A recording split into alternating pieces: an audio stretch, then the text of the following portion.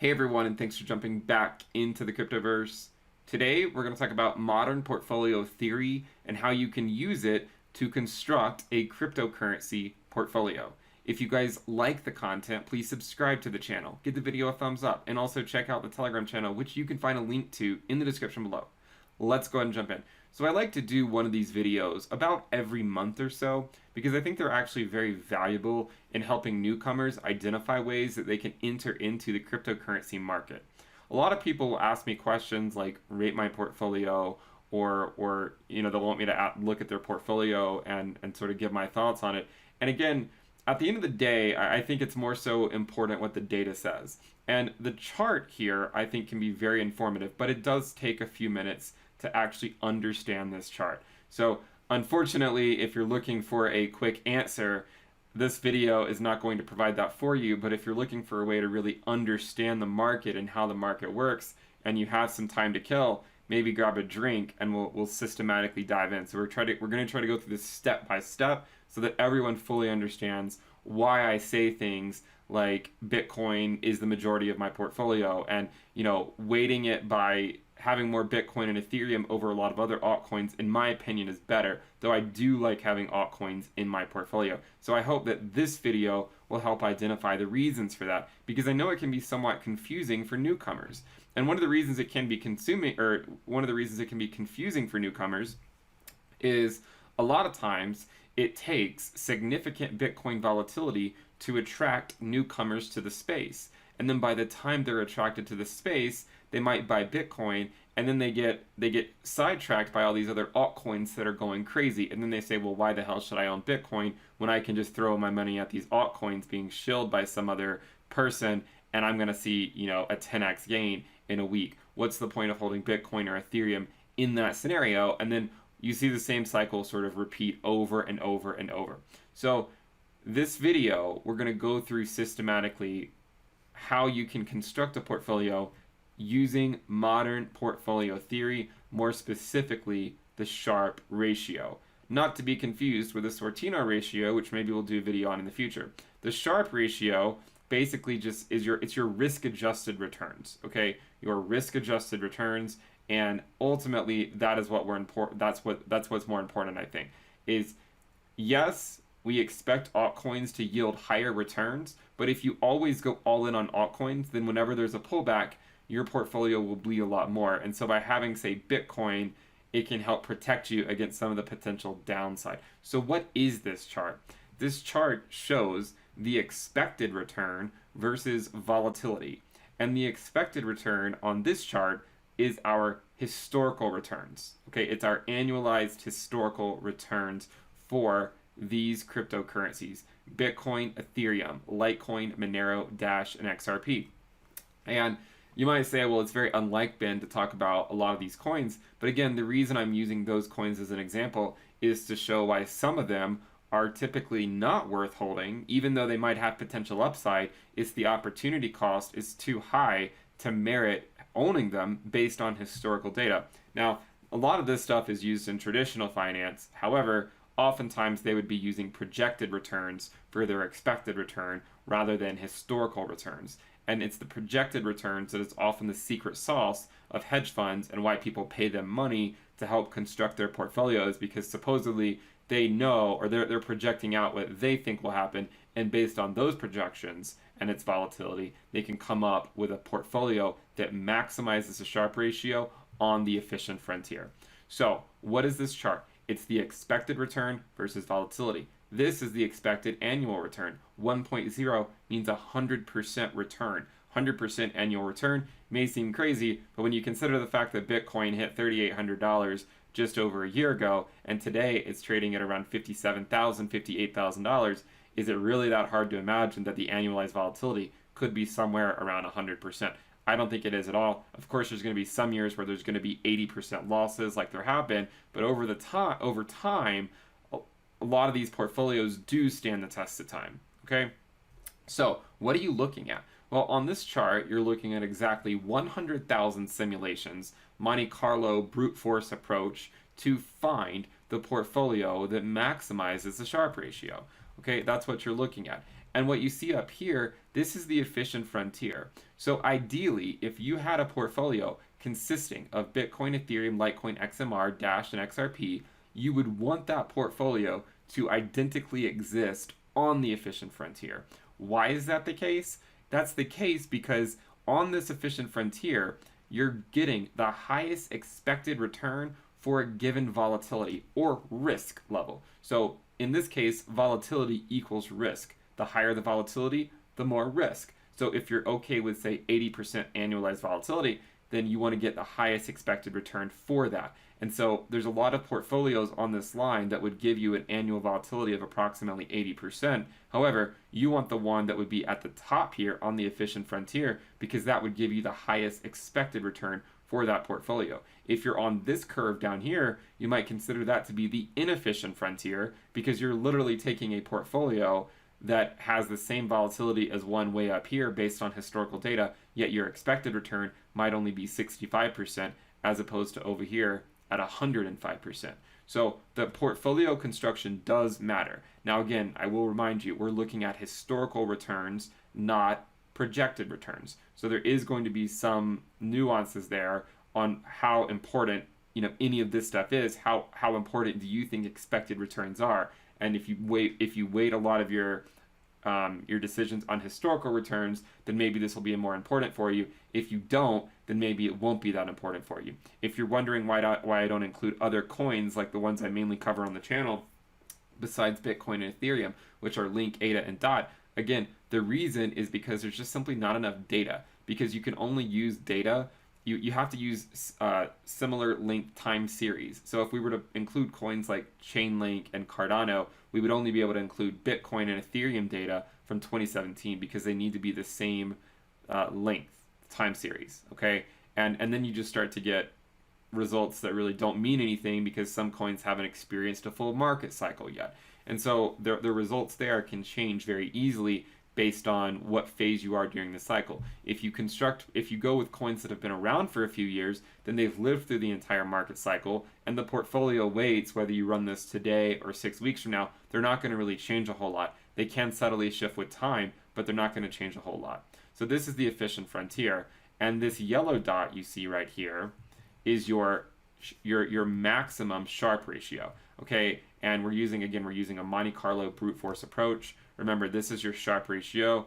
It's your returns, okay, minus your risk-free rate, okay, minus the risk-free rate. So like the treasury yields divided by the standard deviation of the excess returns. So the reason why this is important is because when you're looking at your Sharpe ratio, you would like it to be the highest it can be, right? Because for every unit of risk or volatility that you're taking on, you're getting the highest expected return. Now, what does it mean to have a return of 100%? Does that mean you're automatically going to see a return of 100% for this portfolio? No, it doesn't. What this means is to within one standard deviation, this portfolio right here would give you a return of 100% plus or minus the volatility of 75%. So within one standard deviation, that's a probability of 68%. So there's a 68% probability that this portfolio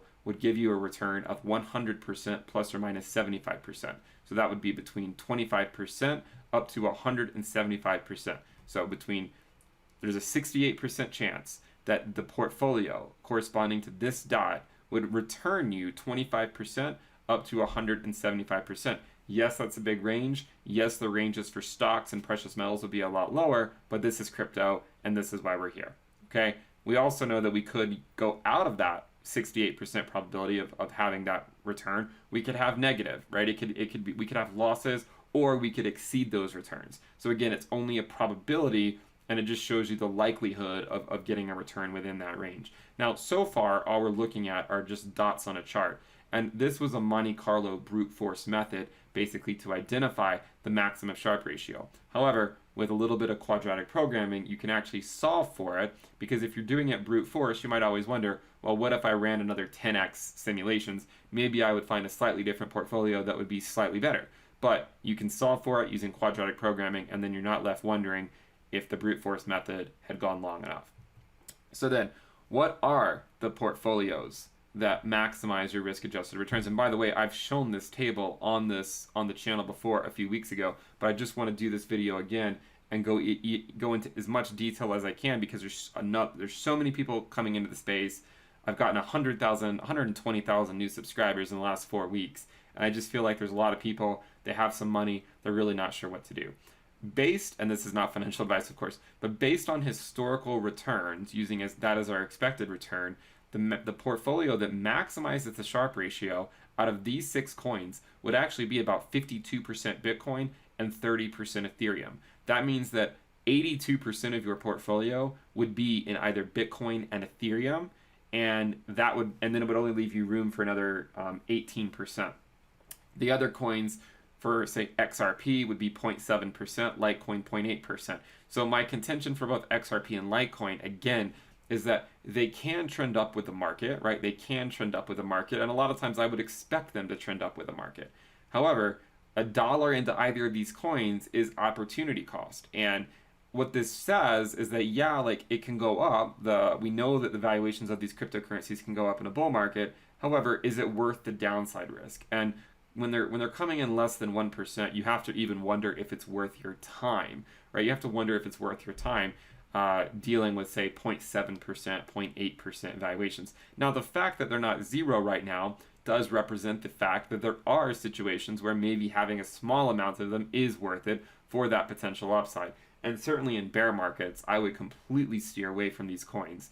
And with the SEC news on XRP, I mean, I'm not even touching it right now. But with other coins like Litecoin, you could argue that there are certain phases of the cycle where it does tend to do well, and we know that the valuations can go up against Bitcoin and Ethereum. However, those areas are few and far between, and you have to wonder if you're just holding Litecoin for, say, 8 years, it's really not worth the downside risk. If you want to get cute and try to time the market, then there are phases where buying Litecoin may pay off, because we've seen it pump up against Bitcoin. And based on the current Litecoin Bitcoin valuation downtrend, right, it is trending down over the macro scale, it could still pump up 200% against Bitcoin in this bull market and still be respecting the macro downtrend line of the Litecoin Bitcoin valuation. So this shows you that some coins are just simply not really worth holding a lot of.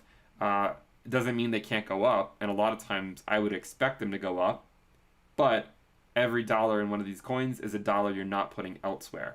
And the downside risk on these coins is a lot higher than the downside risk on Bitcoin and Ethereum. So what if, though, you're not interested in maximizing the Sharpe ratio? Because what if you want more risk? You want to take on more risk, therefore you want more volatility than, say, 65 or 67%. You want to say, you know what? I want a higher expected return than 95%. I'm going to go for 105% expected return, or 110% expected return. Well, to do that, you have to come up this curve, meaning you're going to be taking on more volatility, more units of risk. So for instance, if you wanted a portfolio with 75% volatility, the portfolio that would maximize your Sharpe ratio on the efficient frontier would only be 28% Bitcoin and 41% Ethereum. Now, the reason why there's so much Ethereum is because Ethereum has been known to outperform Bitcoin at key phases during the market cycle. Over the last couple months, Ethereum has been bleeding against Bitcoin. But if you look at what it's done over the last year and a half, it's actually been gaining against Bitcoin. We go through these sub-cycles within the market cycle where people are depressed over Ethereum and then people are exhilarated over Ethereum. And we just sort of keep rinsing and repeating. So a portfolio that would, say, maximize your Sharpe ratio at, say, 75% volatility would actually call for having more Ethereum than having Bitcoin. Okay, and this again is based on historical returns. And you can also see Monero is coming in at a very high percentage. This is because Monero had a really great run during the last market cycle, and so it is taking that into account. Now, if you continue along, you'll notice that as you go up this curve and you get more units of volatility, then you're going to be getting less and less Bitcoin, because Bitcoin is a protection against volatility. While Bitcoin may seem volatile, it's not nearly as volatile as some of these other cryptocurrencies. And yes, they can be volatile to the upside, but they can also be volatile to the downside. And so for, say, volatility of 90%, where you're going after an expected return of 110% plus or minus 90%, which could yield you a 200% return within one standard deviation, then you would be looking at a modest 5% Bitcoin and 74% Ethereum. I would not personally suggest that, right? I'm not going to offer any financial advice, but this is a very risky play. I prefer having a majority of my portfolio in Bitcoin. Now, there are going to be some times during the market cycle where you might flip it and it might not be the majority in Bitcoin, but a lot of times those phases are when altcoins are going crazy and it might only last a few weeks. Okay, so that's where we currently are in this discussion, is the idea of looking at volatility, realizing that the portfolio that maximizes your Sharpe ratio is actually still a majority Bitcoin, even with 6 coins. If you're curious what this would give you if it were only Bitcoin and Ethereum, right now it would be 76% Bitcoin, 24% Ethereum. The reason? Bitcoin is more stable. It would protect you against the downside risk, and it still tends to trend up fairly nicely in a bull market. But by retaining 24% of Ethereum, basically 1/4 of your portfolio in Ethereum, you maintain the potential higher upside with Ethereum, but then you protect yourself with all the Bitcoin in case there is a correction. That way your Bitcoin valuation of your portfolio isn't going to zero, basically, or to, much lower than you would like, because a significant percentage of your portfolio is already in Bitcoin. So hopefully that makes sense. This is why I tell people that are new to the space, while it can be interesting to chase shiny objects and chase the latest and greatest altcoin that's pumping, the best thing that I would imagine for new people is just to get positions in Bitcoin and Ethereum, and then from there, so Bitcoin first, then Ethereum, then from there you can expand out to other cryptocurrencies. Now, I personally, after Bitcoin and Ethereum, would go for Link, ADA, and DOT over these 4 coins. I'm just using these 4 coins as an illustration for this specific example. Okay, so hopefully this makes sense. Okay, hopefully this video is informative. I think it will be. I think when you look at the Sharpe ratio, you'll come to understand it a little bit more. Remember, this is the risk-free rate. So you're basically subtracting off what you might get with, like, say, treasury yields. Okay, so the returns minus the risk-free rate, and I think this is what a lot of people forget to add in there is the risk-free rate, and then divided by the standard deviation. Hopefully this makes sense. If you guys like the content, you guys like this discussion, I'll probably try to do one of these videos every month or so, just so new people are getting updated on how to construct a portfolio. And of course, you can always do this stuff yourself. I did this in Python. It actually isn't that complicated if you just sit down for a few hours and work through it. So I'd recommend, if you do have a programming background and you are interested in cryptocurrency, maybe just sit down for a while and look into your favorite cryptocurrencies and realize how the younger the cryptocurrency is, the less useful this type of exercise will be, just because there's not going to be enough data. Okay, so I hope you guys enjoy the content. If you do, make sure you subscribe to the channel. Let's go for 280,000 subscribers. Give the video a thumbs up. Check out the Telegram channel, which you can find a link to in the description below. And remember, we have the premium list altcoin season sale ending. The last day for it will be March 31st. You'll get access to the weekly reports and videos, the Telegram alerts channel, the Telegram chat room, the risk dashboard, the premium only live streams, the Into the Cryptoverse app, and more. We have more stuff coming in Q2. You can lock in the lower rate. You have 2 more days. Thank you guys for tuning in. I hope you enjoyed it. Make sure you hit that subscribe button, turn on alerts so you get notified of future videos. Give the video a thumbs up, and I will see you next time. Bye.